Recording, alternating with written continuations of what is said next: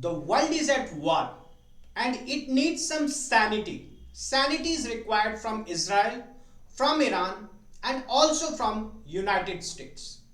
We'll be seeing why Iran and Israel at war today, how once very close allies today are very bitter enemies, and also the history and geography of this conflict. So let's get started, guys. So, as it is very evident from this map, these are the areas of Iran that were targeted by Israel, especially Natanz, okay, the nuclear power center there, okay. And this here you can see one basic thing which you should understand by this map is the size of Israel, and you see the size of Iran. We'll also be seeing the population, and the distinction is very clear here that size don't matter. If conflicts are there, it can really be escalated whether or not whatever the size is. So on June 13, 2025, we saw Israel conducted targeted airstrikes on critical Iranian infrastructure. Places like Natanz, Parchin and Tehran, Tehran being the capital city, were attacked, and especially the uranium enrichment sites, the nuclear stable sites, the military sites, all these sites were targeted, as is evident from this map you can see. And with this, the war started between Israel and Iran. These strikes reportedly killed Islamic Revolutionary Guard Corps, that is the IRGC officers, and nuclear scientists, dealing a big blow to Iran's nuclear and defense sectors. Well, it was a planned attack because, guys, it was really not possible otherwise for Israel to get the location of all the important scientists and the commander-in-chiefs of Iran. So somewhere or the other they had their spies, they had the satellites, there was somewhere or the other the help from United States of America, and they also had planted 1 year before, they had planted drones, okay, inside Iran, and that were also used. So the attack was from both from outside as well as from inside. And the timing and context is here to be understood. The timing here was very critical because of few reasons. Number one, there were going to be talks between US and Iran on 15th June. Yes, on 15th June. So, what Iran will think that the talks are going to happen, and if there is any escalation, it will happen after the war. But that did not happen. That's number one. Number two, if you see the second thing, Netanyahu, he told to the media and the world that he is going to go for his son's marriage, okay, and that was spreaded by the Israeli media, okay. So that was also another signal that, oh, attacks are not going to happen now. And suddenly on 13th June, you see the attacks happen. So Iranian were really caught napping, and that really was one of the worst days that they saw. They lost somewhere or the other 78 very elite persons of the scientists, of the military, and of their government, okay. And this again, guys, is going to be escalated. We have seen that Iran has also attacked back on Israel, and this is the pic which was actually released by Israel, which says that Iran's nuclear have the ranges till India. Also you can see the Indian map here. Iran's nuclear and the other missiles have the range till these all the areas which is visible here, and especially they have shown the India's map also. That's why it is something for our concern also. Let's see the map, and let's see, as I have already said you, Iran in size is lot more bigger than what Israel in the size. But there is another angle to the story as well, and the angle to the story is this militias, this what you are seeing in these areas. These are the militias which are funded by Iran to attack upon the Israel, and from time and again you will see that it is happening, okay. Both Israel is attacking them, and they are attacking back to the Israel, okay. Why it is happening, we'll be discussing that too. Here again you will see this is the map where you have all the other nations also depicted. Here you can see the Turkey, here you can see Syria, Iraq, Kuwait, Bahrain, Saudi Arabia at this point. Here you have Jordan and Egypt. So one thing more, the Middle Eastern countries, okay, they have not come in all support for Iran. Okay, all the Islamic countries, they have not come in all support. They have said that what Israel has done, that's not correct. But they are not there to stand for Iran. They are not there to fight for Iran. And what is the reason for that? The biggest reason being, guys, no country, never, any country never wants that the neighboring country has a nuclear weapon. And that is what Iran has been trying from several years. So these Middle Eastern countries, though they are saying that what attack was done by Israel, that's not correct, but they are not coming and standing for Iran because they also fear that tomorrow if Iran is having that nuclear weapon, it's gonna be a big concern for them too. Here again you can see in the geographical map the size of Israel here, and this is the Iran, quite very evident at this place.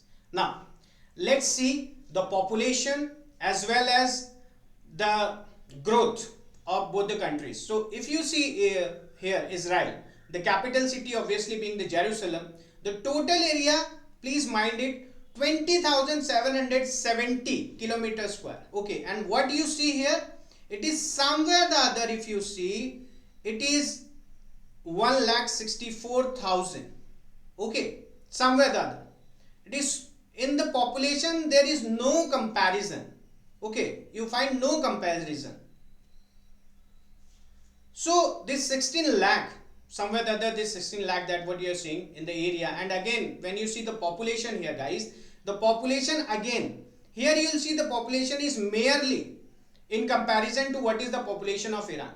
So both in comparison, you see Israel sticks to be something which is very limited in comparison to Iran. But technologically, when you talk about the technology, guys, they are the ones who are considered to be one of the very first nations in the world.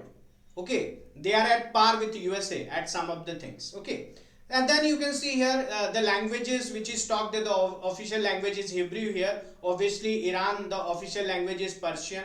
Okay, you have the currency new shekel, and here you will have rial. Persian rial is the currency here. But this is the info that might be important for you for the other exams. So we have already seen this. Now this is an important person's pick that you should remember. Muhammad Reza Shah Pahlavi. He was the Shah of Iran, and while his era there was this friendship, this allies between Israel and Iran. Okay, there you will see both Israel and Iran are having close relationship. Let's see them. So what happens, guys, in 1948, according to the British treaties, British say that the area where Palestine is today, okay, or at that time it was, now the area has been very limited. British, according to the treaties, says that all the Jews should go to that area and we will provide them their separate nation. And so on the talks of British, they went there and they founded a nation which was named as Israel in 1948.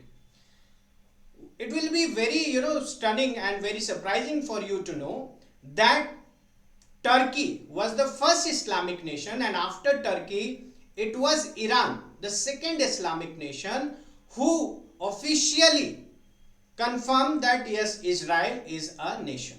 Okay, and not only that, Iran started to maintain close diplomatic, military and economic relationship with Israel. Both the nations, if at that time if you remember, that was the era of the Cold War. So both the nations were working hand in hand against the Soviet influence during the Cold War as well as against the Pan-Arabism. Okay, because guys, you must also remember all the other Islamic nations there in the Middle East are the Sunni sects and these are the Shia sect. But suddenly things will change in 1979. What happens in 1979? The Shah was overthrown and in place of him you will have Ayatollah Khamenei. Okay, Ayatollah Khamenei, and there will be a Islamic revolution. There will be this Islamic revolution now. Okay, and because of this Islamic revolution, they will have hardcore practices. Okay, now they will have no more friendly relationship with Israel, and they will call Israel as an illegitimate Zionist regime. And not only that, they will go on to call Israel as little Satan. Okay, little Satan or little Satan, and USA as the big Satan. Okay, and then there will be this ideological shift, transformed from Israel from a diplomatic partner into a religious political enemy. Now, here is something which you should understand. While Israel and Iran were friends of each other, at that very moment, Israel shared technology with Iran. Israel had military trainings with Iran. Israel gave weapons to Iran. So, as they were friends, many of this technology, many of these secrets were shared with Iran. And that is one of the bigger reasons they say that if your friend becomes your enemy, that's a very big concern for you. And that is the concern what Israel is having today. Now, you'll see after the Islamic change in Iran, Iran will try to have proxy wars against Israel. What? It will found and fund Hezbollah in 1982. What's Hezbollah? It's a militant group in Lebanon. Okay. So it will be funded by whom? It will be funded by Iran. Hezbollah launched multiple cross-border attacks over Israel. So obviously, will Israel like it? No, Israel will not like it. And not only in Hezbollah in Lebanon, it will also support Hamas in Israel. Okay. It will also support the Houthis in Yemen. It will also support the militias in Syria, the militias in Iraq, the ISIS. All of this will be funded by Iran because Iran wants to see Israel unsettled. Iran is not going to recognize Israel. And that is the biggest reason now that you see the conflict has risen up. They'll also support Hamas. Hamas, obviously, you know, the militant group, nearly 2 years back they attacked. It was very infamous attack that you can say. So Hamas in Gaza will be supported by them. Despite there is this Sunni and Shia difference that I have already said you, but they will continue to back the militias of Yemen, militias of Syria and all the other places also. Let's see the timeline of hostilities that have happened. So 1980s and 1990s we'll see the bombings and espionage. What will be there? Iran was linked to attacks like the 1983 Barrett barracks bombing and 1992-1994 bombing in Argentina. What was targeted there? Israeli and Jewish sites were targeted there. So, and Israel conducted covert operations to sabotage Iran's nuclear program. Now, Iran is conducting a nuclear program will be a threat to Israel's existence. Because if I have an enemy and my enemy is getting a nuclear missile, what is the biggest threat? Tomorrow he can attack me. So I will never want my enemy to have that nuclear weapon. So that was the case with Israel versus Iran. Iran's supreme leader described Israel as a cancerous tumor to be removed. That's the era between 2000 and 2010 we are talking about. And Israel began assassinating Iranian nuclear scientists and sabotaging nuclear facilities. Okay, so now we are going ahead point by point. Recent flashpoints, what has happened? October 2023 Gaza war. Hamas supported by Iran launched surprise attacks on Israeli civilians and soldiers. So there Israeli civilians were killed, and Israel responded with airstrikes not just on Gaza but also on Iran linked targets in Syria and Lebanon. Okay, now because of this what happens till now the conflict or the war that started at that time 2023, it has not ended, but we see a new escalation in 2025. The June 2025 strikes represent a new level of direct confrontation, possibly triggering open war. Israel is attempting to preemptively degrade Iran's nuclear capabilities. Some way or the other, USA and Israel have come to know that Iran was very near to test the nuclear weapons, and once they are going to get the nuclear weapons, this is the reason what Israel has also given for the attacks. Israel is saying that we have come to know that in very few days Iran was going to get the nuclear test done, and after that it would have been an existential threat on us. So that is why we were forced to attack. How much truth is there in that? We don't know, but that's the reason that has been given. Now, what's the strategic and diplomatic implications here? See, the timing of the attack, we have already discussed that US was going to have the negotiations with Iran. But before the negotiation that was settled for the 15th June, there was this attack done on 13th itself. So, these nuclear talks have some way or the other it has halted. Okay. There are also risk of war which involves the war with Lebanon, the war with Gaza, the war with the Red Sea, that is via Houthis.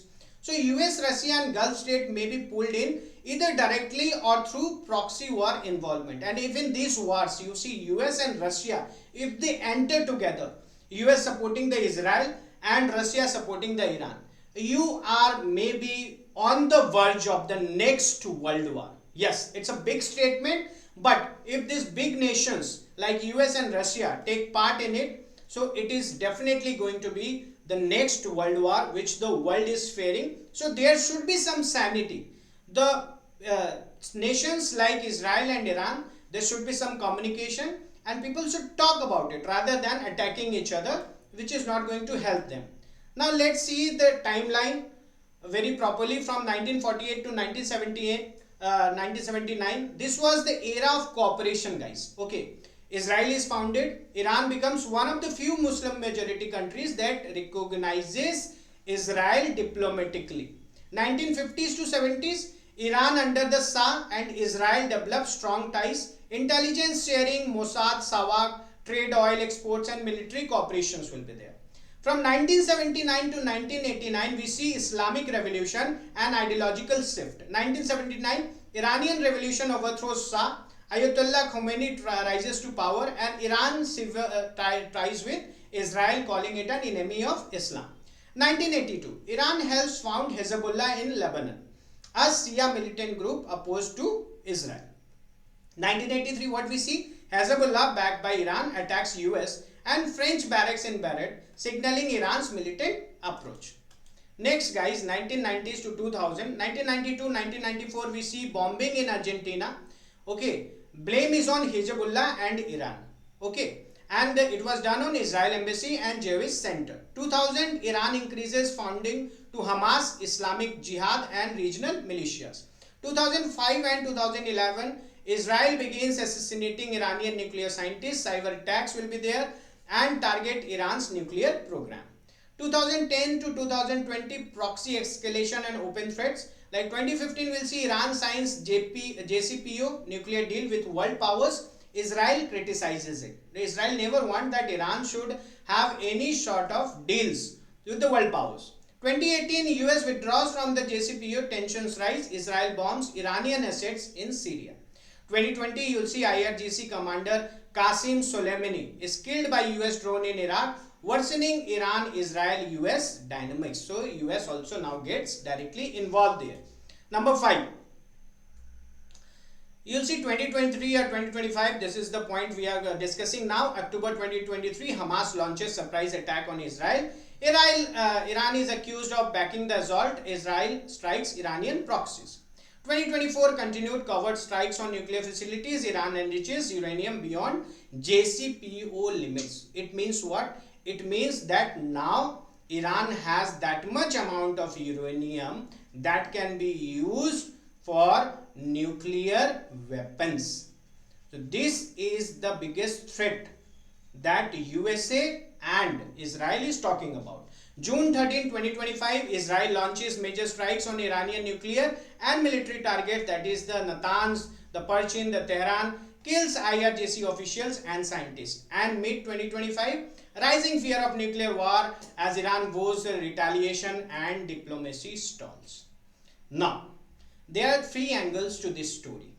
First angle is of Israel, which is talking about its existence.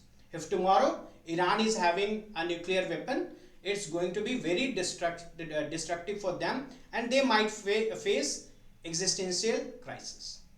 The second party here is Iran. Iran obviously does not recognize Israel and in some way or the other wants to finish Israel. Iran is not lacking in money. One of the largest, you can say, oil reserves and the largest natural gas reserves is in Iran. So Iran is not lacking in the place of money, and also it has some of the missiles like the Fatah 1 and other supersonic missiles which can really go beyond the Iron Dome and other safety measures of Israel. There is a third angle to the story, and that angle is of USA, United States of America. It is said that till now, whatever Israel has done, there is some way or the other contribution of USA also. But USA is trying to save itself, and it is in a way saying that no, I'm not involved here. But if people understand world politics, they know that whatever the precise attacks were done on Iranian scientists, Iranian commanders, it would not have been done without the proper satellite pictures which could have been provided by United States of America. At the end, what we can say, Israel is attacking Iran, Iran is attacking on Israel.